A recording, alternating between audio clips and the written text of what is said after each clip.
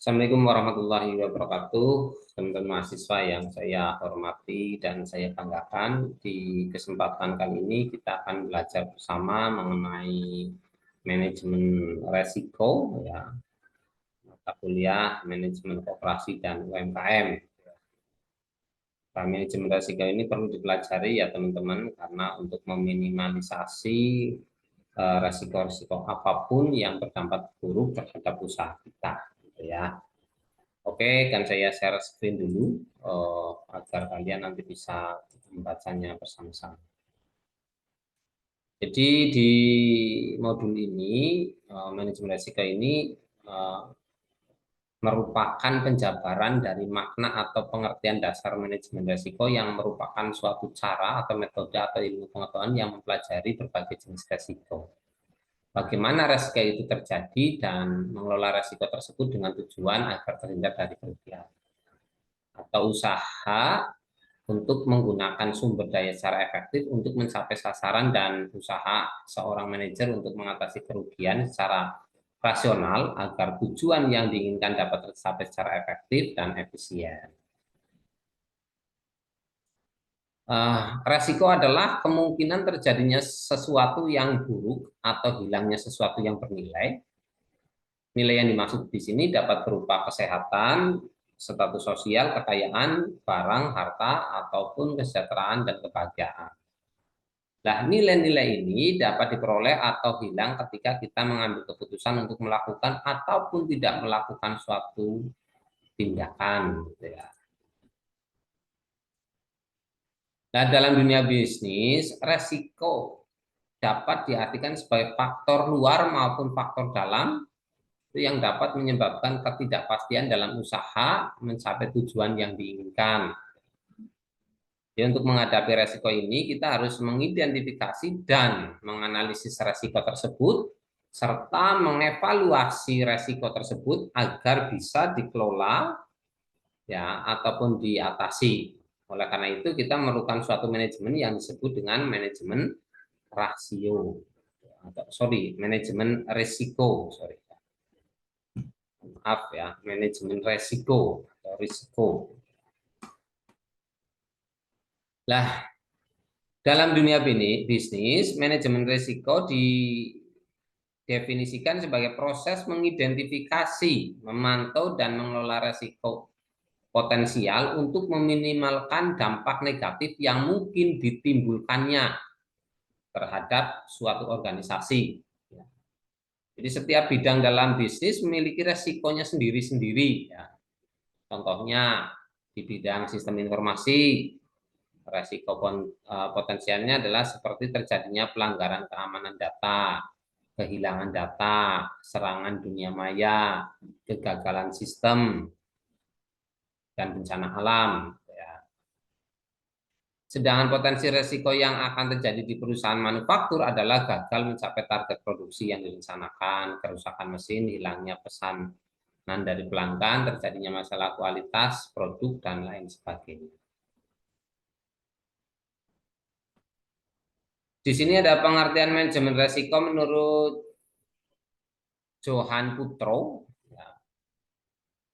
Itu manajemen resiko merupakan proses terstruktur dan sistematis dalam mengidentifikasi, mengukur, memetakan, mengembangkan alternatif penanganan resiko dan memonitor dan mengendalikan penanganan resiko. Itu menurut Johan Putro.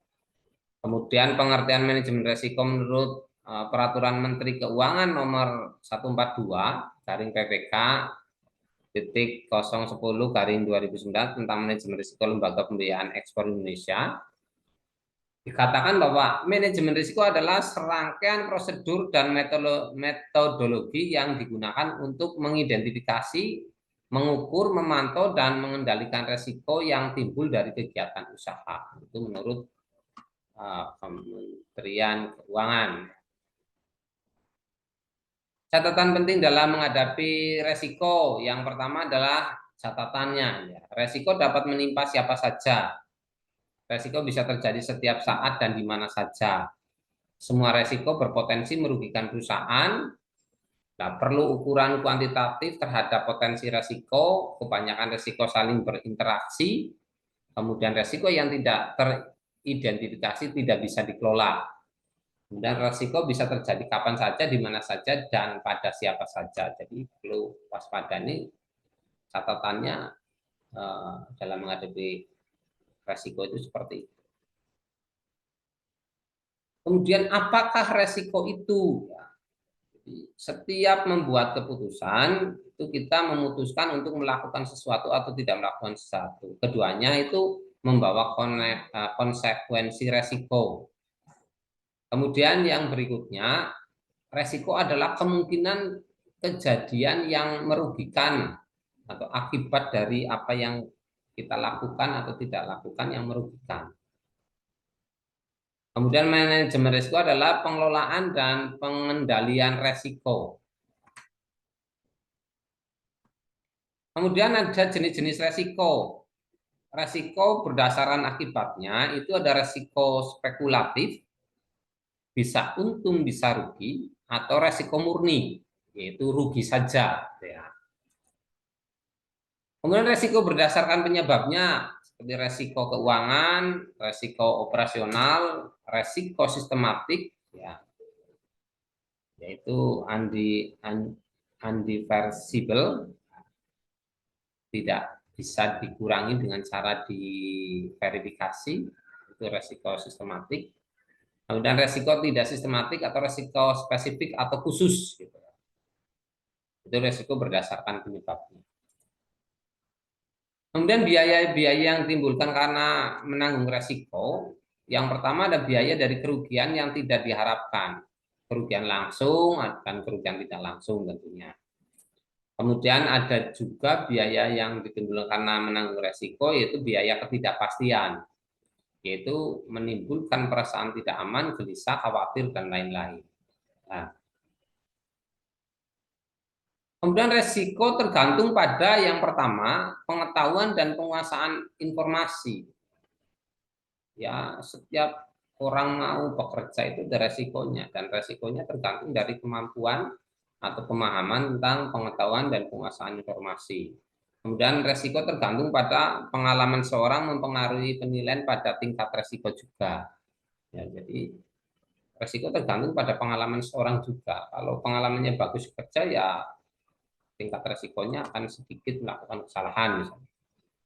Resiko tergantung juga pada budaya yang memandang, seperti apa budaya itu memandangnya, ya dalam kegiatan itu seperti apa, kemudian posisi yang memandang juga mempengaruhi resiko, kemudian posisi keuangan juga ini bisa menjadi hal yang menyebabkan resiko ini bisa baik atau buruk, ya, itu dari posisi keuangan. Kemudian kemampuan mempengaruhi hasil.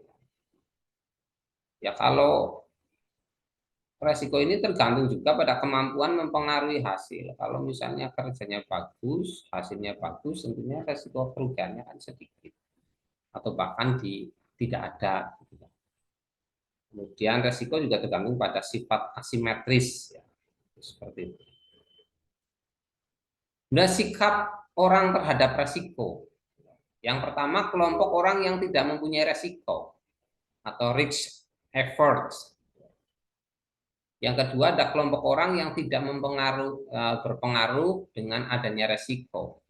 Indifferent to risk, ya, indifferent to risk, orang yang tidak berpengaruh dengan adanya resiko.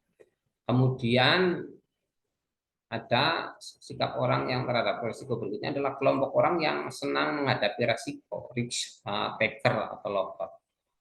Kadang orang juga ada resiko itu juga menjadi sebuah peluang usaha, kan begitu. Misalnya ya orang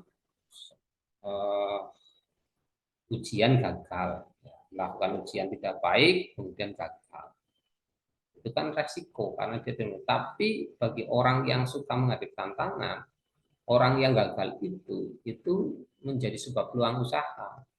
Ya dengan dia membuka bimbel, dia membuka kursus atau apa, ya, untuk membantu orang tersebut supaya bisa ikut usaha ujian berikutnya supaya mereka. Ini kan menjadi sebuah peluang usaha, ya. Kemudian model manajemen risiko secara konvensional ya itu dan modern.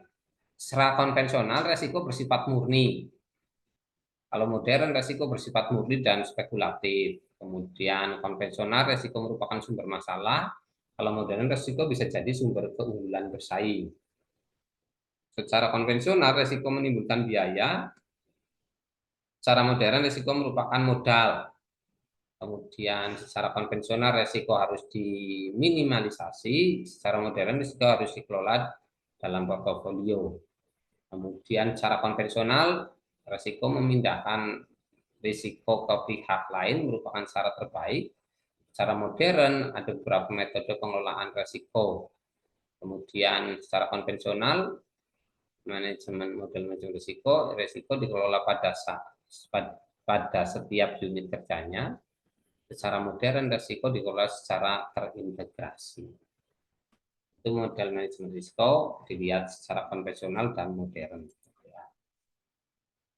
Kemudian manfaat penanganan risiko. Risiko. Yang pertama dapat mencegah perusahaan dari kegagalan. Itu manfaat pertama. Manfaat kedua itu dapat meningkatkan laba perusahaan dengan meminimumkan resiko yang ada, ya tentunya keuntungan perusahaan menjadi semakin besar. Gitu ya. Kemudian mempelajari pencapaian tujuan perusahaan, kemudian survival, ya, kedamaian pikiran, memperkecil biaya, menstabilkan pendapatan perusahaan, memperkecil atau meniadakan gangguan operasi perusahaan, kemudian melanjutkan pertumbuhan perusahaan dan merumuskan tanggung jawab sosial perusahaan terhadap karyawan dan masyarakat. Ya tujuannya adalah kalau manfaatnya itu ada 1, 2, 3, 4 tadi, dapat mencegah, dapat meningkatkan, memperlancar, memberikan kedamaian pikiran dan sebagainya. Nah, tujuannya itu untuk meminimalisir resiko, ya, meminimkan kerugian lah. Kemudian siklus manajemen resiko itu yang pertama dari identifikasi resiko. Kemudian dilanjutkan pengukuran resiko, pemetaan resiko, model pengelolaan resikonya seperti apa, pengawasan dan pengendalian resiko, kemudian melakukan evaluasi pihak yang berkepentingan. Itu siklus manajemen resikonya seperti itu. Ini contoh ya, tahap 1 identifikasi risiko, konsep TKP, tempat kejadian dan penyebab. Tempat itu bisa resikonya dari barangnya, orang, uang, dan prosedur. Kemudian kejadian yang barang, kejadian yang merugikan bisa rusak, hilang, tidak sesuai, usang, tidak berkualitas. Kemudian kejadian orang yang lainnya yang merugikan, sakit, cedera, meninggal, keluar, demotivasi, dan mogok atau demo. Kemudian untuk uang, resiko kejadian yang merugikan, hilang, dicuri, diselewengkan, tidak tertagih, berubah nilainya. Kemudian secara prosedur, kerugian kejadian yang merugikan adalah salah dan usang. Kemudian secara penyebab, ya, itu yang pertama ada faktor operasional atau mata. Itu resiko itu bisa disebabkan oleh mata, ya. Faktor operasional mata, manusia, alam, teknologi, dan aturan. Kemudian secara keuangan, itu resiko itu bisa disebabkan oleh harga, nilai tukar mata uang, dan tingkat bunga. Manusia, ya berhubungan dengan manusia, ya. Misalnya kompetensi, moral, selera. Keterangannya secara kompetensi tidak mampu atau lalai atau sakit. Secara moral, kejujuran, kesengajaan, keserakahan, keadilan, kekecewaan. Selera, mode, keinginan, dan persepsi itu berhubungan dengan manusia. Itu resiko bisa disebabkan karena kompetensi, moral, dan selera. Kemudian alam, berhubungan dengan alam, bisa bencana alam, kondisi alam, dan makhluk alam. Bencana alam bisa banjir, gempa bumi, kebakaran, itu bisa ya resiko karena alam. Kondisi alam bisa basah, kering, panas, dan dingin. Kemudian makhluk alam bisa kuman, virus, binatang, dan tumbuhan. Itu adalah resiko alam yang bisa berpotensi mendatangkan resiko atau kerugian yang dari alam. Kemudian teknologi yang berhubungan dengan teknologi, resiko itu bisa karena kesuaian, ya, ya tidak sesuai, keusangan sudah usang, fungsinya tidak berfungsi sebagaimana mestinya, kemudian kualitas tidak berkualitas, kebenaran salah digunakan, itu secara teknologi. Resiko secara teknologi itu bisa diakibatkan ya karena kesesuaian, keusangan, fungsi, kualitas, dan kebenaran. Kemudian karena aturan, ya berhubungan dengan aturan, resiko itu bisa timbul karena kebijakan perusahaan, kebijakan personalia, keuangan, operasional, pemasaran, dan lain-lain. Atau keputusan perusahaan juga, keputusan rapat, pimpinan, dan lain-lain. Itu bisa berakibat ada sebuah risiko di dalamnya. Kemudian resiko pasar itu yang berhubungan dengan pasar itu bisa diakibatkan karena di dalamnya karena harga beli maupun jual yang berubah-ubah, nilai tukar mata uang yang berubah-ubah, kemudian tingkat bunga yang berubah-ubah juga. Itu juga beresiko dari segi pasarnya, gitu ya. Kemudian tahap kedua adalah pengukuran resiko. Status resiko itu sama dengan kemungkinan atau akibat. Kemungkinan dalam presentasi dan akibat dalam rupiah, level itu sangat rendah, medium, tinggi, sangat tinggi. Yaitu tahap pengukuran resiko, misalnya ya kemungkinan akibat presentasi dari akibat dalam rupiah. Misalnya di level bisa sangat rendah, medium, tinggi, sangat tinggi. Kemudian tahap ketiga pemetaan resiko. Ya.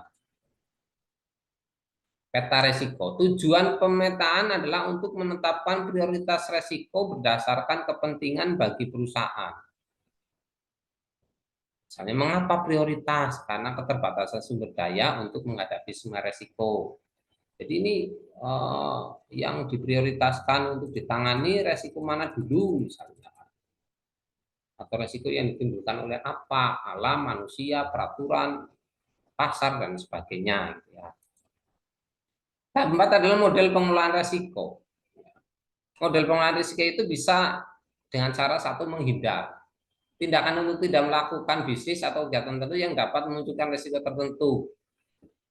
Risiko yang dihindari itu misalnya tidak sesuai dengan visi, risiko yang dihadapi terlalu besar, peraturan yang tidak kondusif, risiko yang dihadapi tidak dapat dikendalikan dan ditangani dengan strategi pengelolaan risiko yang lain. Jadi menghindar itu boleh, ya tidak melakukan kalau ada resiko-resiko yang bisa dihindari karena ya itu tidak sesuai dengan visi saya, ya suka nggak usah bisnis gitu ya. Resiko yang dihadapi besar gitu ya. Kemudian peraturannya tidak kondusif, keadaan politiknya tidak baik, mau bisnis apa gitu ya misalnya itu berpengaruh nanti, jadi lebih baik dihindari jangan. Kemudian berikutnya mencegah, strategi untuk membuat kemungkinan terjadinya resiko kecil-kecilnya. Nah, yang pertama tadi adalah menghindari, yang kedua adalah cara-cara yang dapat dilakukan antara lain yang kedua dengan mencegah, yaitu satu memperbaiki sistem dan prosedur. Supaya resiko kerugian tidak terjadi, itu perbaiki sistem dan prosedurnya. Dianalisis, oh sistemnya benar apa tidak, oh kalau tidak benar ya perbaiki. Kemudian memperbaiki fasilitas, memperbaiki SDM, contoh pelatihan dan coaching, ya. Pelatihan dan coaching itu ya sama seperti training dan sebagainya. Kemudian membuat atau memperbaiki aturan dan kebijakan, contoh kebijakan insentif dan promosi. Ya. Itu yang kedua adalah tadi ya ada tahapannya ya. Pengelolaan resiko tadi ada menghindar, yang kedua ada mencegah, yang ketiga adalah mengurangi. Mencegah resiko itu bisa mengurangi kemungkinan terjadi resiko dan akibat dari resiko. Strategi yang dapat dilakukan adalah menyebar, diverifikasi, contoh diverifikasi produk, geografis, portofolio, atau backup. Jadi daripada ini nggak laku, nanti takutnya di Jawa, ya, disebar ya, produknya di luar Jawa, di mana saja, itu mengurangi resiko tidak laku. Karena semakin banyak pasar luas ya, kemungkinan besar produk-produk juga akan besar.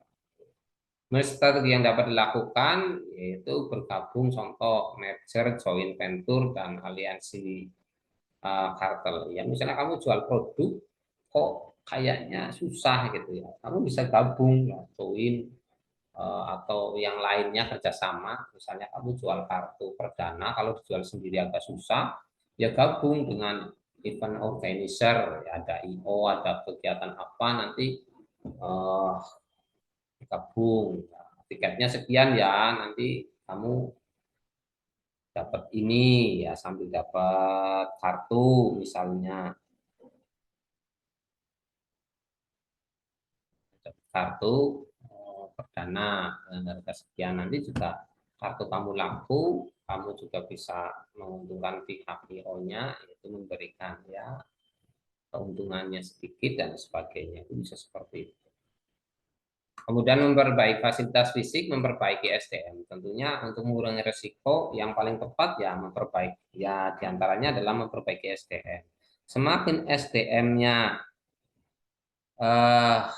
diperbaiki agar kualitas kerjanya bagus juga, ini tentunya bisa untuk menghadapi apa namanya, persaingan-persaingan global di masa-masa yang datang. SDM yang bagus tentunya dia akan jeli dan bagus. Itu seperti itu. Gitu. Kemudian berikutnya adalah mengalihkan setelah tahapan ya model pengelolaan risiko tadi, menghindar, yang kedua mencegah, yang ketiga mengurangi, yang keempat mengalihkan. Risiko dialihkan pada pihak lain seperti pakai asuransi, hedging, ya, leasing, factoring, outsourcing, itu adalah pengalihan risiko. Jadi saya beli mobil pakai asuransi kecelakaan. Jadi kalau misalnya nanti tabrakan atau apa, misalnya nauzubillah ya, misalnya atau rusak atau apa, itu sudah ditanggung asuransi. Itu seperti itu. Itu contohnya, hanya contoh saja. Kemudian berikutnya adalah mendanai. Ya. Jadi eh, menanggung sendiri pembiayaan resikonya. Caranya antara lain menyediakan dana cadangan, menyediakan kas kecil, melakukan self insurasi, ya. Kemudian membuat captive insure, ya. Membuat perusahaan asuransi di mana memungkinkan untuk mendapatkan konsumen dari pihak lain. Menyediakan dana cadangan, misalnya kamu begini, kamu kerja keras dan sebagai setiap hari, itu kamu menyisihkan uangnya sedikit untuk anggaran kesehatan. Jadi pas sakit itu nanti ambil dari dana itu, misalnya seperti itu. Kemudian selanjutnya adalah tahap 5 adalah monitor dan pengendalian. Mengapa monitor dan pengendalian penting? Yang pertama, perlu dipastikan bahwa pelaksanaan pengelolaan risiko berjalan sesuai dengan rencana. Kemudian perlu memastikan bahwa model pengelolaan risiko cukup efektif. Yang ketiga, karena risiko itu sendiri berkembang, maka memantau perkembangan risiko kecenderungan berubahnya profil risiko. Jadi mengapa monitor dan pengendalian penting, yaitu perlu dipastikan ya bahwa pelaksanaan pengelolaan risiko berjalan sesuai dengan rencana. Kemudian agar perlu memastikan bahwa model pengelolaan risiko cukup efektif gitu ya. Kemudian ya karena risiko itu sendiri berkembang, maka untuk memantau perkembangan terhadap keseluruhan berupanya profil risiko itu menjadi sangat penting seperti itu. Kemudian selanjutnya teman-teman, tujuan manajemen risiko. Jadi setiap hari kita membuat keputusan. Satu keputusan mengantarkan kita kepada suatu akibat yang ada, yang pada akhirnya mengharuskan untuk membuat keputusan lainnya. Nah, setiap akibat yang muncul bisa berupa akibat baik atau buruk. Jadi tidak ada jaminan semua akan muncul baik. Ya. Kemungkinannya munculnya akibat buruk itu bisa kita sebut resiko. Dan atas hal ini kita memerlukan manajemen risiko yang baik. Ya. Jadi Ya, karena setiap hal yang kita lakukan ada resikonya, kita harus memanage resiko itu dengan baik gitu ya. Kita memerlukan manajemen resiko yang baik.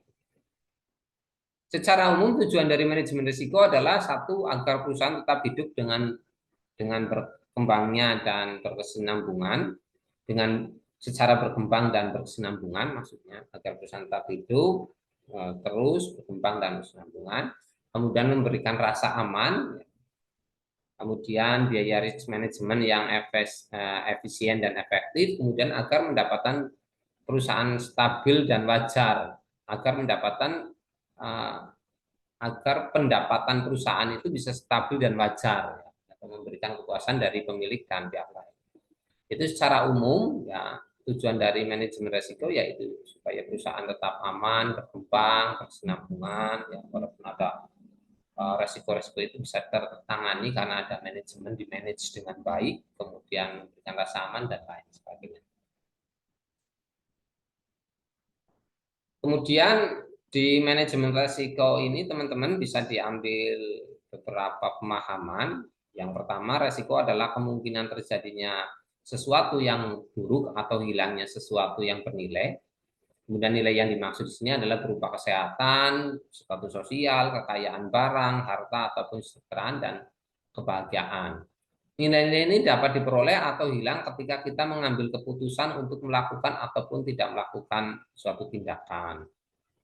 Kemudian dalam dunia bisnis, resiko itu dapat diartikan sebagai faktor luar maupun faktor dalam yang dapat menyebabkan ketidakpastian dalam usaha mencapai tujuan yang diinginkan. Jadi untuk menghadapi resiko ini kita harus mengidentifikasikan dan menganalisis resiko tersebut serta mengevaluasi resiko tersebut agar bisa dikelola ataupun diatasi. Oleh karena itu, memerlukan suatu manajemen yang disebut dengan manajemen resiko. Ya.